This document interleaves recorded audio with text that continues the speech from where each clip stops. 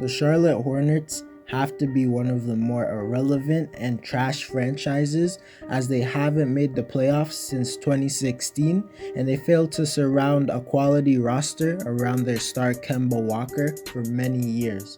But I believe in the last 2 seasons, the Hornets have made some really good moves that haven't been noticed.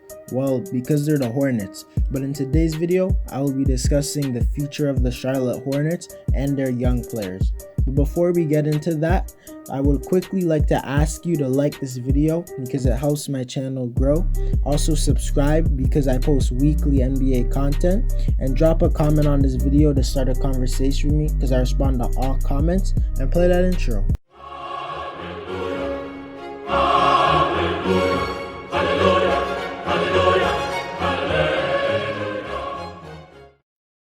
We start in the midst of the 2018 draft, and the Hornets have the 11th pick in the draft due to their mediocre 36-46 record.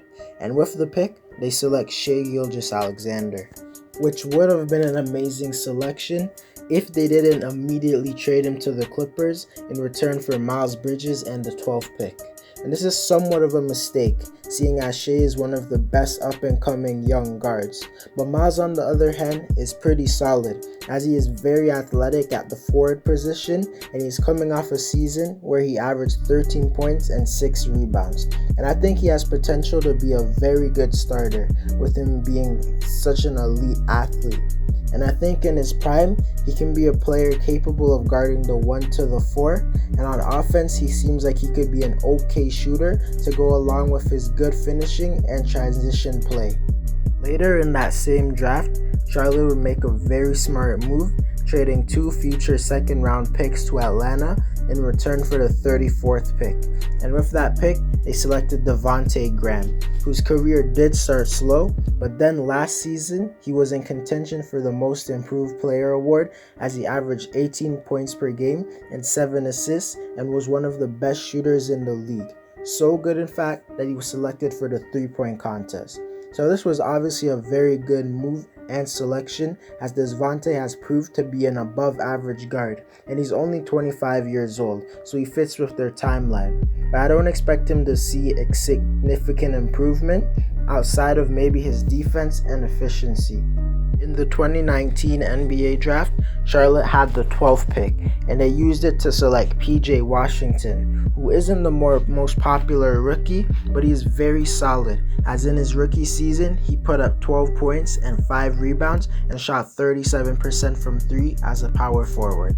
And in today's NBA, power forwards need to be able to shoot and be somewhat versatile on defense, and I believe PJ can do that at a very good level. And I might be overrating him, but I think PJ can be the second best player on this team. And I also think he has all-star potential, not as a 20 points per game scorer necessarily, but as a great versatile forward who does a bit of everything, sort of how Paul Millsap was an all-star due to his great overall game. I think at his best, PJ could put up 16 to 18 points per game, 7 rebounds and 3 assists, and shoot like 38% from 3, along with very good defense. And in that same offseason, Charlotte would sign Terry Rozier to a 3-year, $58 million deal. And when this move was first made, everyone thought it was a huge overpay, as Rozier was being paid nearly $20 million a year after coming off a season where he averaged 9 points and shot below 40% from the field. But in the 2019-2020 season, he averaged 18 points and shot over 40% from 3. And I think he is still slightly overpaid, but it's at least a respectable overpay since he is a good player. And I don't think Rozier will improve much more from what he is right now. And if he were to stay with this team, he would likely be a great 6-man. But I doubt Rozier, with his ego, would accept that role. So I think the most realistic future for Rozier is the Hornets trading him away to a playoff team in return for a first-round pick. But in the next year's offseason, 2021, Charlotte came out of nowhere and signed Gordon Hayward to a large 4-year, $128 million contract. and most view this signing very negatively. But I, on the other hand, don't view it as negatively because I think if Hayward is healthy, he's an all-star level player, as he averaged 18 points per game last season as a fourth option, and he did it on really good efficiency. So I think he will help Charlotte in their current season and help them reach closer to their goal of making the playoffs. Although Charlotte did definitely overpay for him, at the end of the day, it's the Hornets. So even if they didn't give him that money, they wouldn't sign any other star level player. And I think Hayward can be a low 20 points per game scorer, which is still a very good player. And then in the 2020 NBA draft, Charlotte had the number 3 pick, and they selected overseas phenom Lamello Ball.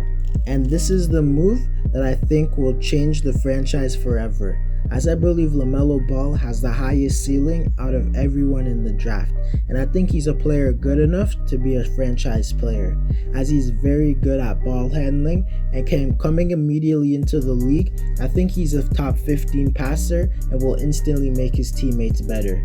He shows a sign of being a really good shooter, but he lacks consistency. And I believe Lamello, combined with the plethora of young players on the Hornets, could be very good. But in this current season, I don't think they will be that good, since they don't have a top 25 player and most of their roster is filled with solid young players and trash veterans. And I just don't think that's a formula for winning. And I think they will be the 13th to 10th seed. But in the future, I think they could be a good playoff team in the East. But I think they need to pair Lamello with another young star. And although I think PJ will be an all-star, I don't expect him to be a guy good enough to be the main scorer on even a playoff team.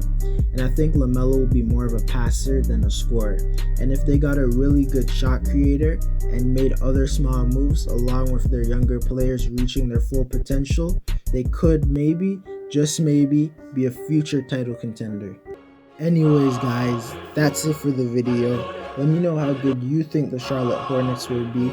Drop a like on this video because it helps my channel grow. Subscribe to my channel to help me reach 600 subscribers before the end of 2020. And comment on this video to start a conversation because I respond to all my comments. And I'm out.